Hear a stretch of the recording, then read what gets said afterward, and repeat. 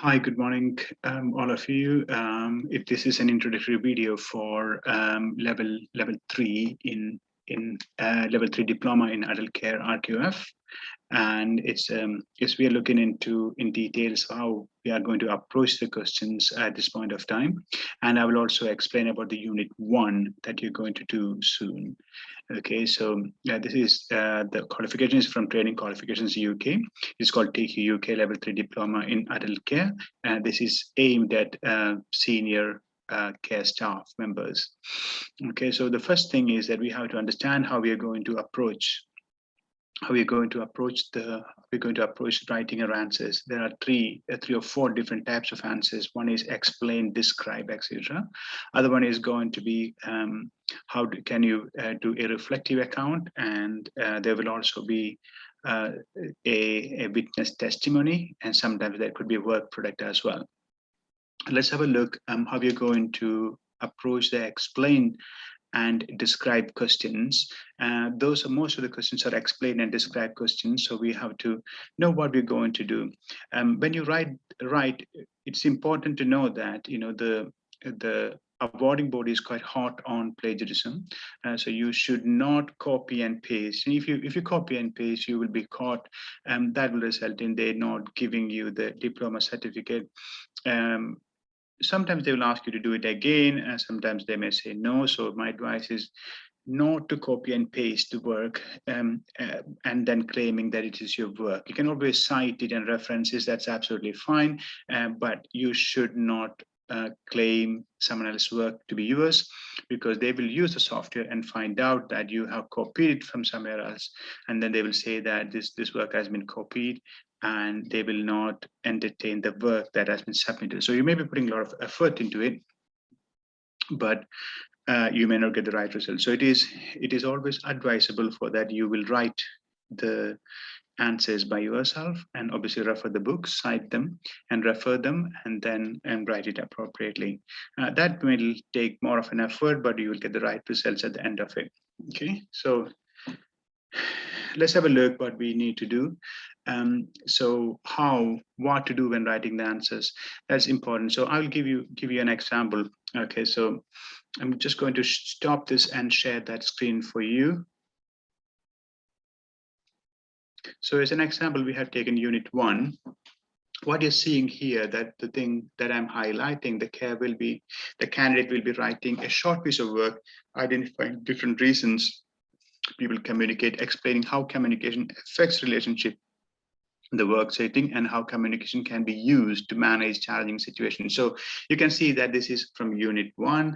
Understanding why effective communication is important in the work setting is the subheading, and the actual question is this one. This is what you're going to write. The paragraph that you're seeing in here is what you're going to, this is your question.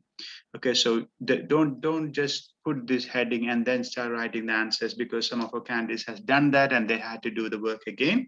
But this part that you're seeing here is the question that they're asking. They're saying that the candidate will be writing a short piece of work, identifying different reasons people communicate, explaining how communication affects relationship in the work setting, and how communication can be used to manage challenging situations. So you got 3 aspects to this question from what one can see, is that different reasons why people to communicate. So your first heading is definitely going to be different reasons why people communicate, and obviously then you will write that, and then you're going to create subheadings for that, and then you're going to write that answers. So the second main subheading is going to be how communication affects relationship. That's the second one from this question, and it says in third one, what I have highlighted is in how communication can be used to manage challenging situations. So you got 3 main subheadings to it. For each subheadings, you're going to give an explanation and then write your answers. Okay, so this that is quite important. But before we do that, we have to go back and have a look about a bit more information about how you would write those answers as well. So in here, this is really important for you. In here, what you have to do is, let me move this away. So you know that in there you can So here I have added sources. So when I say, when you can click on manage sources there, and there's a lot of sources in here. These are the sources that I'm going to use. I have used for this particular essay. And there's Social Care Institute of Clinical Excellence, Candidate Medway Safeguarding Adults. And there's a book by Petirio and Maria Ferrero, and those kind of things. So you can add the ones that you can have a new source. You can add the source, which is the book. You can give the title, book title, etc., and make the source. All of you would probably know this, but I'm just saying, because in case if we cannot cite it and refer it, they will think that's plagiarism. So once you added that information as a new source, then that will appear for you in here, that sources that is available, and then you can copy them to the current list. So that's how you do it.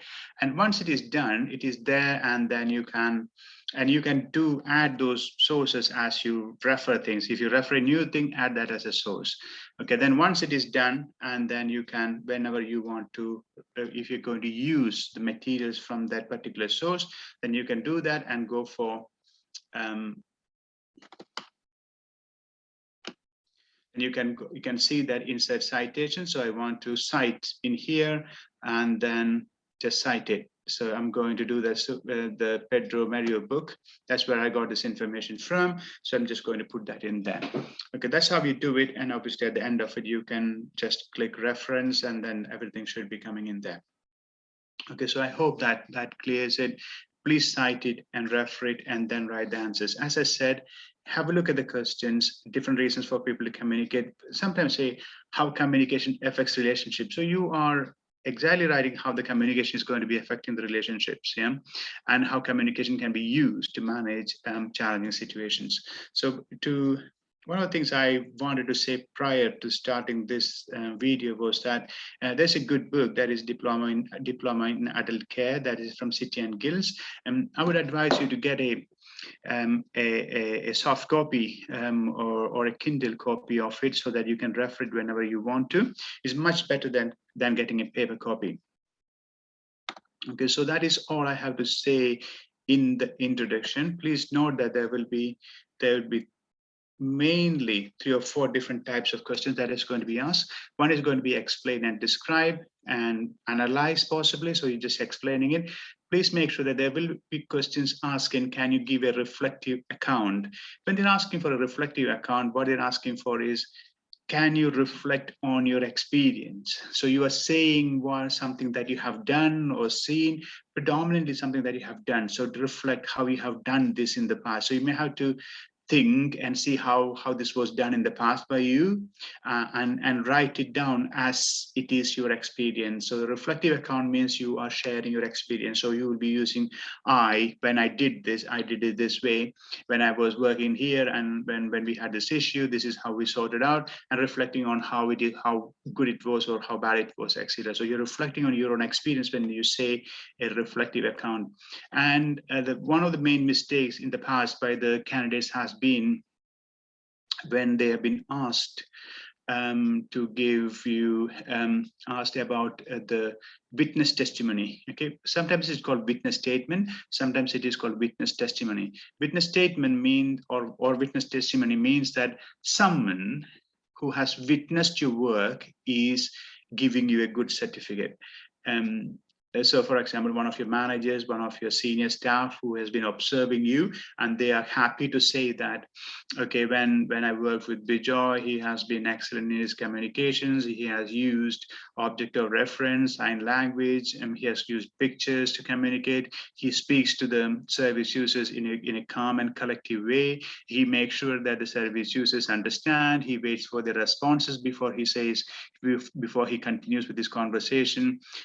Those kind of things, what is expected will be written down in the questions, and the manager or your senior staff is giving a good certificate. So they'll probably start by saying that I am so and so working in this particular care home, and I've been working with so and so with you for so many years or so many months, and during this time she has been or he has been excellent in what he has been doing.